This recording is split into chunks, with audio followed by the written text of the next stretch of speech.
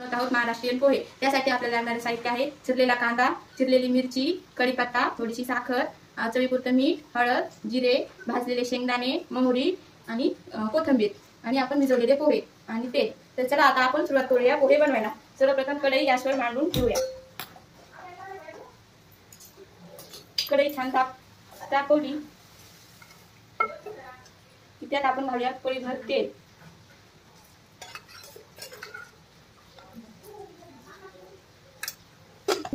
की त्यात टाकूया आपण मोहरी। मोहरी छान तडतडू द्यायची। मोहरी छान तडतडली की मग त्याचा फ्लेवर छान येतो।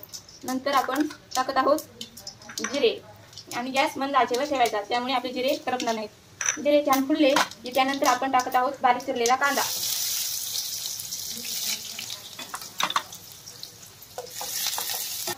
लोकांना कांदा आवडत नाही, पण कांदा पोह्यामध्ये छान लागतो। कांद्यामुळे पोह्याची चव अजून जास्त वाढते आणि पोह्यामध्ये हा कांदा हवाच।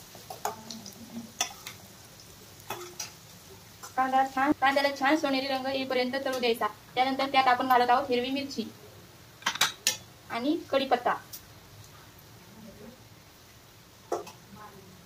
हिरवी मिरची छान तळू द्यायची। तळल्यानंतर त्यात आपण घालत आहोत भाजलेले शेंगदाणे। शेंगदाणे थोडेसे तळू द्यायचे।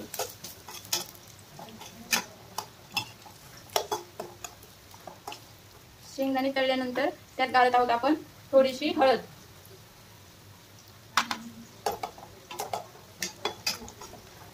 हळद तळल्यानंतर त्यात आपण घालत आहोत भिजवलेले पोहे। पोहे छान स्वच्छ धुवून थोडा वेळ भिजू द्यायचे। भिजवल्यानंतर ते आपण घालत आहोत आता कढईमध्ये।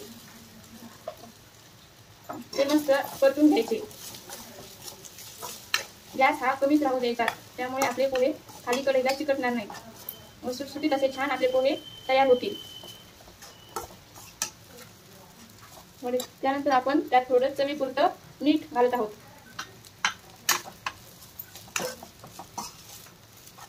छान अशी आपण आता वरतून कोथिंबीर घालत आहोत। कोथिंबीर भरपूर घातली, कोथिंबीरीनं छान असा पोहेला चवदारपणा येतो।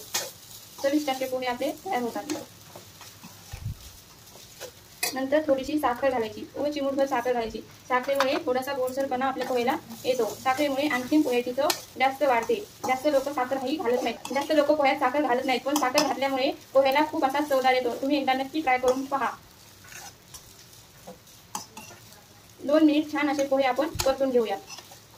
ते 2 मिनिट पोहे परतून झाल्यानंतर आता आपण गॅस बंद करूयात आणि आपले पोहे आता रेडी आहेत।